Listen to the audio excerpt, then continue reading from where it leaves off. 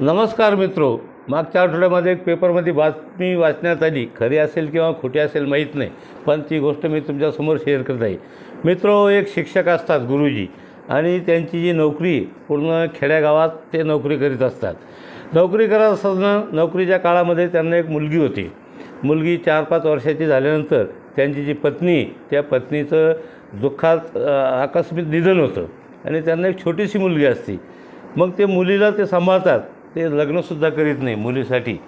त्या मुलीला छोटंसे मोठं करतात आणि 17-18 वर्षाची झाल्यानंतर त्या मुलीच्या शिक्षणासाठी मोठ्या शहरामध्ये तिची जायची इच्छा असते.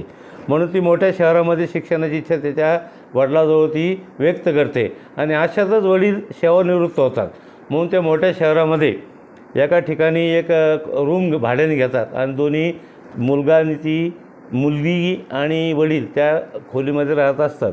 असं करता करता ती मुलगी पुढं इंजिनिअरिंग होते, इंजिनिअरिंग कॉलेज जाते, इंजिनियर होते आणि इंजिनियर झाल्यानंतर त्या काळातच तिचं एका मुलाशी म्हणजे प्रेम जुळतं आणि प्रेम जुळल्यानंतर ती मुलगी अशी इच्छा व्यक्त करते की मला ह्याच मुलाशी लग्न करायचं.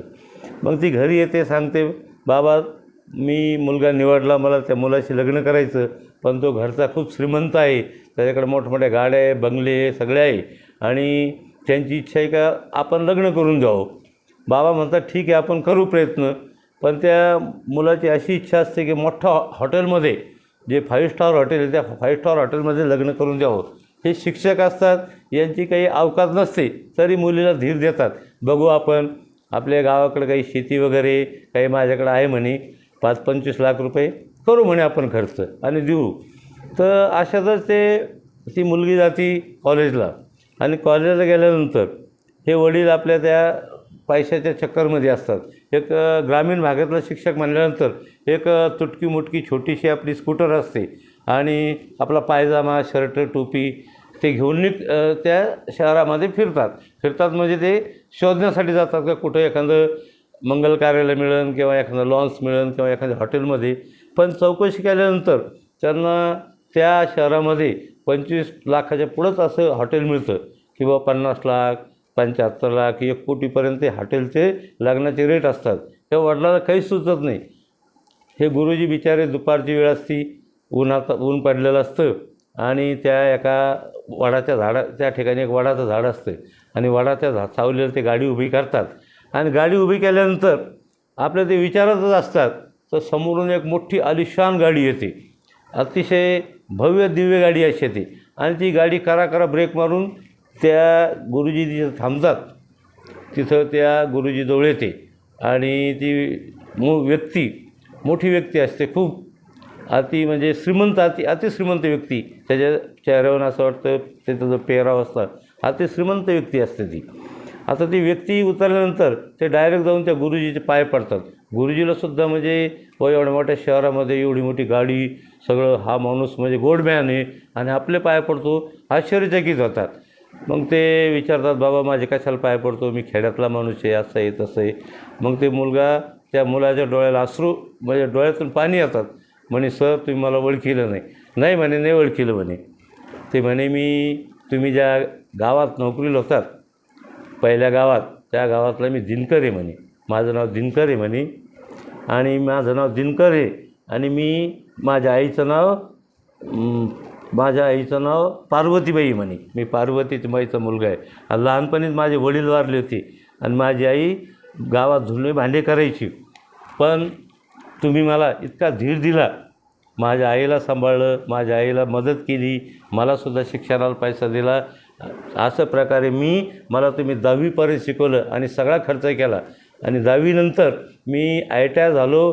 ITI नंतर पुढं इंजिनिअरिंग झालो.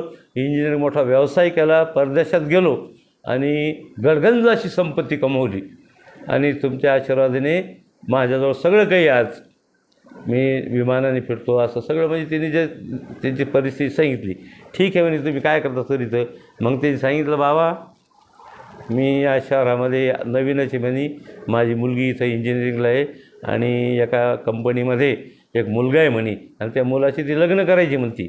पण त्या मुलाची आईवडिलाची अशी आठ आहे की एखाद्या मोठ्या हॉटेलमध्ये लग्न करावं आणि एवढा तर पैसा माझ्याकडे नाही. तर आता काय करावं हे चिंतेत असतं. मी चिंतेत आहे म्हणे. ठीक आहे म्हणे सर, तुम्ही काही घाबरू नका, माझ्या एक ओळखीचं मित्राचं हॉटेल आहे, त्या हॉटेलमध्ये व्यवस्था मी लावतो म्हणे, म्हणजे बघतो म्हणे करून काहीतरी.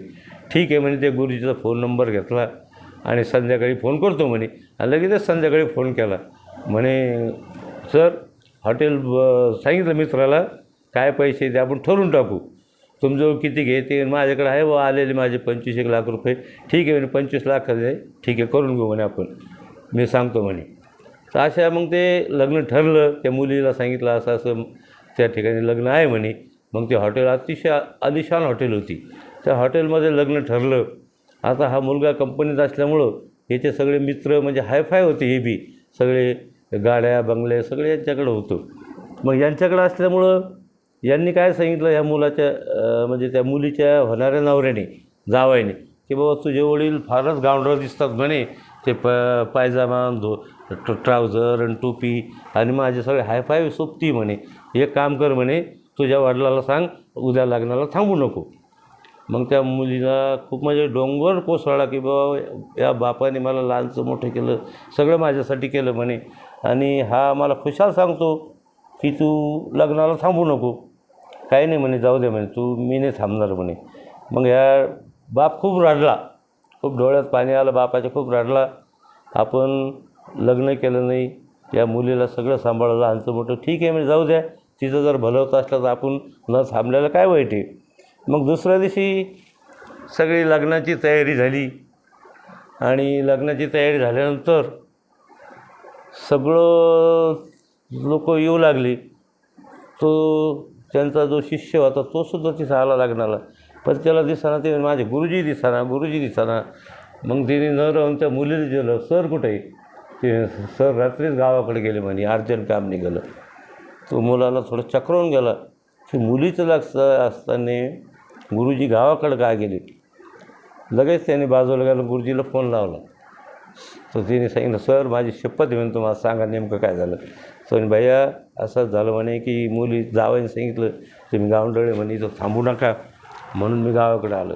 आणि त्याच क्षणी त्या मुलाने, तो शिष्य जे होता, सगळ्याला बोलवलं.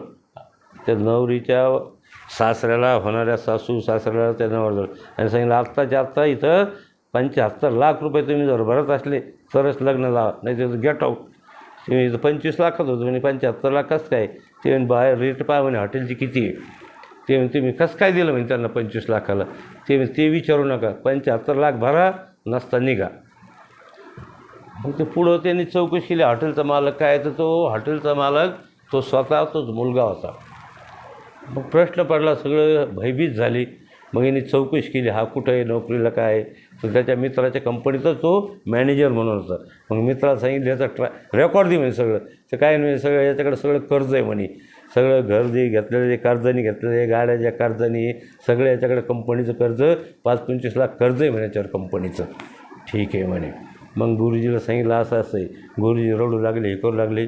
म्हणे बाळा माझ्यासाठी ऐक म्हणे, मला एवढीच गुरुदक्षिणा दे की त्या मुलीचं लग्न होऊ दे.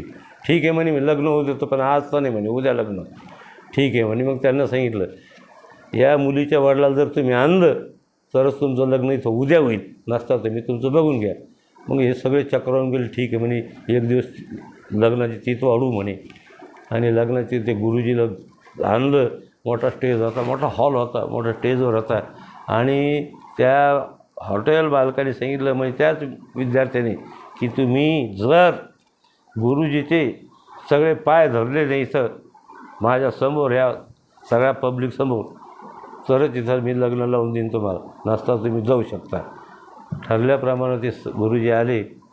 सगळ्या मुलीचे सासरे सासू नवरदेव सगळ्याची पाय धरले, माफी मागितली.